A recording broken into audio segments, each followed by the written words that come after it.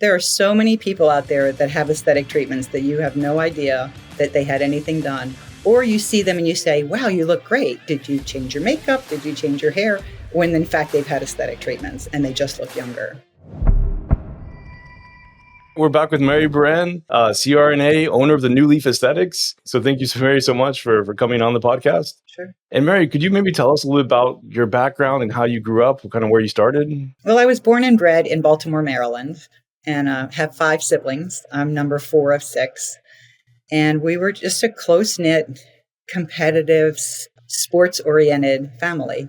And how do you feel that sports may have influenced your career development? Well, having 4 brothers and being competitive against the guys while growing up has really given me an edge as an adult. Excellent. And my understanding is that you also played tennis and did gymnastics also while growing up. Is that right? Yes. We all 6 were in tennis tournaments in Baltimore City every year. And then my sister and I transitioned to dance. And then in high school, I was a gymnast. And then I also understand that you've kind of taken that love for sports and competitive nature, and you also do a lot with bike riding. Is that correct? Yes. I started bike riding in 2012 with a group in Plano, Texas. And over the years, so got quite fast and went to Hotter Than Hell, which is a race here in August, and left by air flight because there was a crash. I was involved with it. And I broke my pelvis and my collarbone. And that was kind of that. So as I recovered from that, I thought, I think I'm going to stop riding with other people because they keep taking me down. I think I'm going to just do solo rides. So I started solo riding and increasing my distance. And I thought, well, I'm getting better the more miles I do. Let me see how far I can take this. So I started doing 12-hour time trials, which is basically the clock starts at a certain time. 12 hours later, the clock stops. Whoever has the most miles wins. So in 2016, I extended that to 24-hour time trials. So if it starts at 7 in the morning, you're doing the first 12 hours in light, you're doing the second 12 hours in the middle of the night, all by yourself out on these Texas roads. So it was a blast, but it really pushed my body. And do you find any correlations from the lessons you learned in sport and becoming basically to a level of excellence in bicycle riding? And then do you find any correlations with that in your practice as well? Well, sure. With bike riding, I was literally training every day. I lived around a beautiful lake called White Rock Lake here in Dallas. And I would ride 30 miles before work, shoot off the top of the lake, go to work, take a shower, work, and then come back and ride my bike more. So it was nothing for me to do 100 miles a day around that lake on my bike. So that everyday push, it gets you to where you want to go. So focusing every day, that's a really good, important lesson about dedication. And then what about the team? Because it sounds like you were a major contributor to your team, and then it sounds like there's some mistakes made, caused you to get into an accident, get injured. And then later when you went out on your own is when you were able to achieve this high level of performance. Right.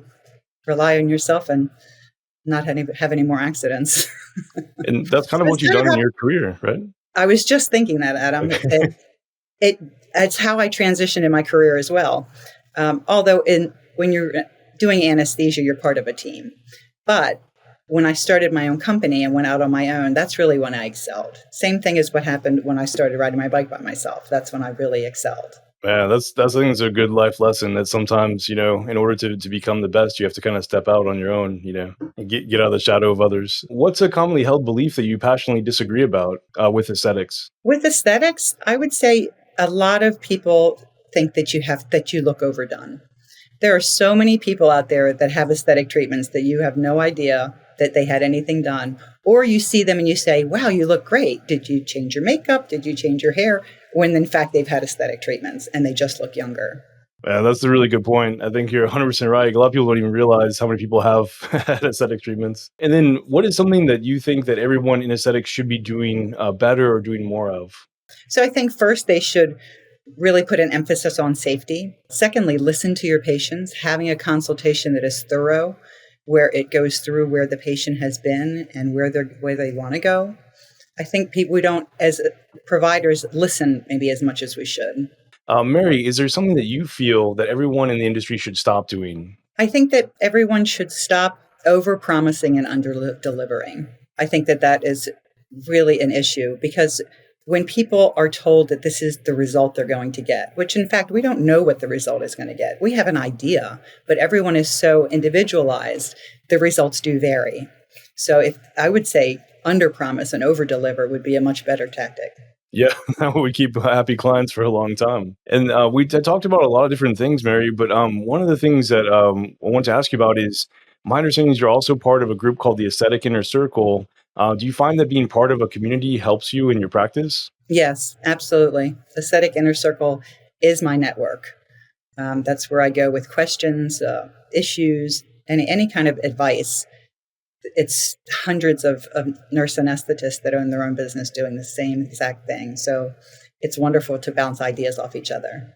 And then could you tell us a little bit about the software that you've used called Click Practice? Well, Click Practice has transformed my business. It's a platform that includes Google reviews, social media posts, keeping in touch with your patients through texts and emails. It's just fantastic. Mary, is there a resource that people in the industry are not using correctly or to its fullest potential? I think a lot of times people don't use the community that they have. And community over competition is one of our mottos, that we want others to succeed. And in that, we'll succeed as well. But we're not big with competition. There's plenty to go around. That's a really great point. And even, I don't know if you've seen the most recent data from Allergan. Allergan did a study just to show how much Botox has basically penetrated the market, trying to figure out like how much of a market there is for neuromodulators.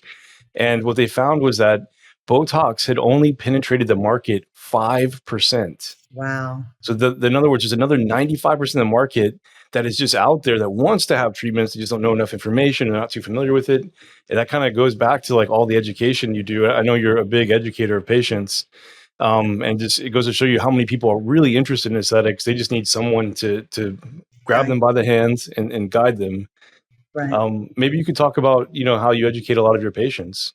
Well, we start with, after I have the beginning of the consultation, finding out where they've been and where they like to go. I go through the process of facial aging, skin, fat pads, skeletal loss, and just tell them why their skin is doing what it's doing, why their face is changing as it is, and then what we can do to fix that. So, Mary, for someone who is maybe trapped at the hospital, they're stuck in the mainstream medical system, they see this interview, what advice would you give someone like that? I would give them the advice to at least dabble and go get trained. See if you like it. See if you can become passionate about it, because you may not.